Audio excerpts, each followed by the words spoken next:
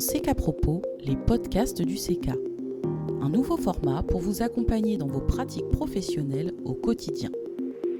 Ce numéro est consacré au droit à l'image, les critères impératifs de l'évaluation en ESSMS. Il a été conçu et écrit par Martine Jourdain-Bernard pour le CK. Bonne écoute. Bonjour, bienvenue dans le podcast consacré à 2 critères impératifs qui figurent au manuel d'évaluation publié par l'HS en 2022 et qui portent sur la qualité des établissements et services sociaux et médico-sociaux. Donc ici on est sur deux critères du chapitre 2. Il sera question du 2.2.5 et du 2.2.7 où on va parler du droit à l'image de la personne accompagnée et de la confidentialité et de la protection des informations et données relatives à cette même personne accompagnée. Donc, ces 2 critères impératifs correspondent en définitive au respect des droits fondamentaux et libertés individuelles, même s'ils ne figurent pas, ces droits et ces libertés, dans la charte des droits de la personne accueillie. On peut considérer que ces 2 critères ont pris en importance dans le monde où les informations et les images circulent avec une facilité et une rapidité accrues, en particulier du fait du numérique plus récemment.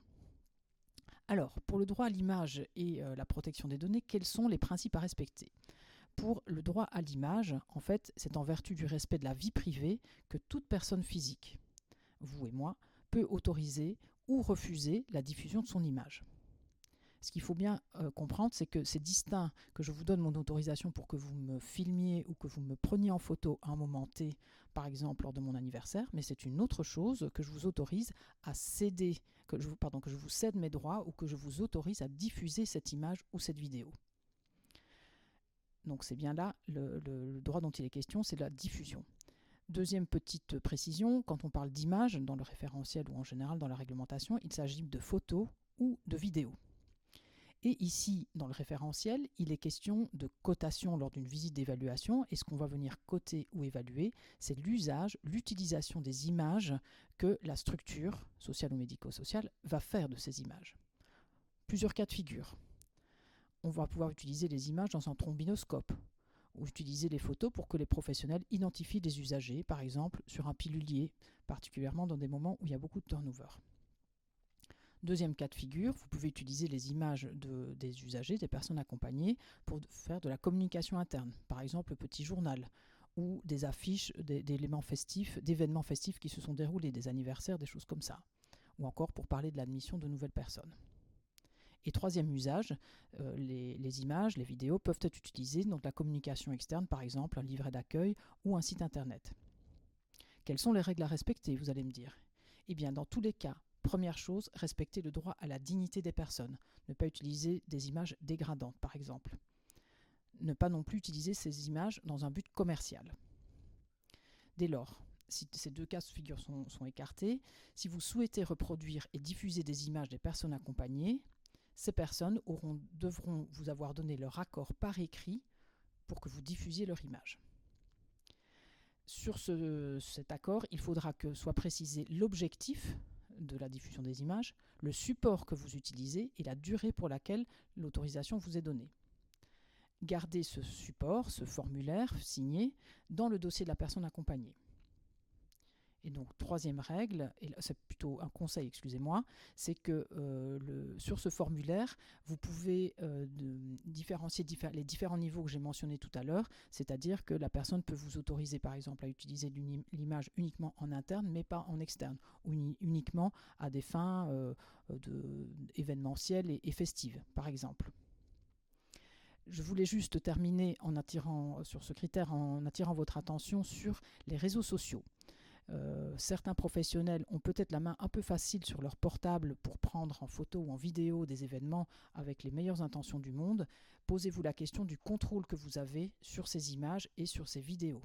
C'est pour ça qu'il est important de sensibiliser les professionnels. On ne diffuse pas des images sans l'autorisation des personnes, encore une fois, par écrit. Et petit conseil, c'est important que la structure ait nommé un responsable pour la communication, c'est-à-dire qu'il ait accès à ces formulaires qui soient signés et qui pourra vérifier qu'on a bien l'autorisation des personnes accompagnées pour cette diffusion. Donc ça, c'était ce qui concernait le critère sur le droit à l'image. Deuxième critère qui est lié, c'est celui qui parle de la confidentialité et la protection des informations et données relatives à la personne accompagnée. C'est le 2.2.7. Donc ici, on parle toujours en vertu du principe du respect de la vie privée, c'est-à-dire que la personne accompagnée, d'une part, doit avoir accès aux informations qui la concernent, c'est un droit, et il a également le droit à ce que les données qui la concernent restent confidentielles et soient protégées. Vous avez bien compris, et vous le savez par votre pratique, que les informations et les données relatives aux personnes accompagnées sont nombreuses. Elles couvrent un spectre assez large.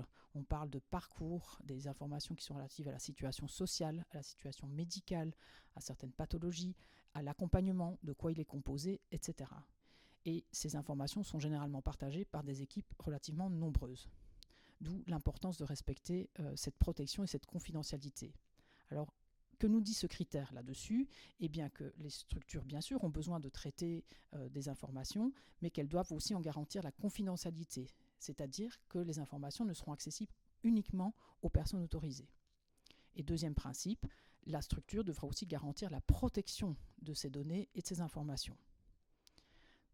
Ce qui revient un petit peu à dire la même chose, on ne peut avoir accès qu'au si on est autorisé, et donc les données doivent être protégées. Comment protège-t-on des données ? Tout d'abord par des moyens physiques, c'est-à-dire que si c'est du papier, les armoires devront pouvoir fermer à clé, les ordinateurs seront fermés physiquement éventuellement, et les échanges, les transmissions d'informations seront réalisées dans des pièces fermées. Autre moyen de protéger les informations et les données, c'est des moyens organisationnels, c'est-à-dire que vous allez, vous en tant que structure, émettre des règles sur les partages d'informations. Comment ça se passe, qui transmet à qui, et pourquoi pas mentionner ces règles dans les contrats de travail. Enfin, dernière façon de protéger des données, c'est des moyens logiques, c'est-à-dire en principe pour tout ce qui est numérique, des codes d'accès, des identifiants qui seront bien sûr fonction du poste que vous occupez et du périmètre d'intervention. S'applique aussi à ces principes le Règlement général de protection des données à caractère personnel, le RGPD, et d'autre part le secret professionnel et le principe de secret partagé. Au vu de tout cela, quels conseils est-ce qu'on peut vous donner ? Je pense que c'est important que vous ayez en tête que la structure ait un schéma ou une cartographie des flux d'informations et de son système d'information. C'est un document qui va un petit peu schématiser et reprendre tout ça. D'autre part, c'est important que vous disposiez d'une politique en matière de protection des données de façon à respecter le RGPD. Donc ceci se peut décliner dans un règlement intérieur, dans une charte d'usage informatique, éventuellement par des mentions, comme je l'ai dit, dans le contrat de travail. Bref, il est important que la structure se donne des règles qui soient respectées par l'ensemble des professionnels.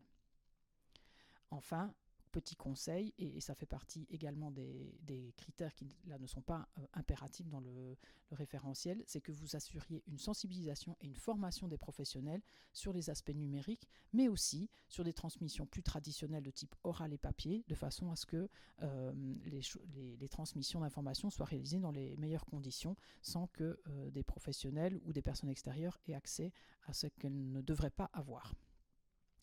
En conclusion, gérer des images, gérer des données relatives aux personnes n'est pas le cœur de nos métiers, certes, mais gérer des images fait partie aujourd'hui des prestations qu'on pourrait appeler annexes, c'est-à-dire qu'on imagine assez mal des structures qui ne communiqueraient pas du tout avec des images.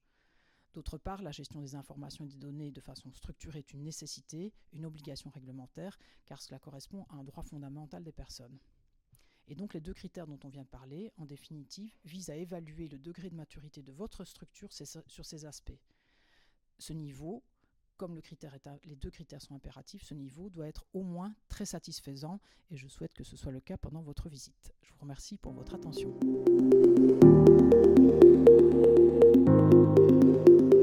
C'était CECA Propos, les podcasts du CECA.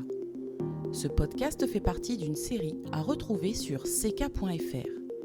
Et pour aller plus loin sur le sujet, retrouvez les fiches mémo des critères impératifs sur notre site. Alors à bientôt!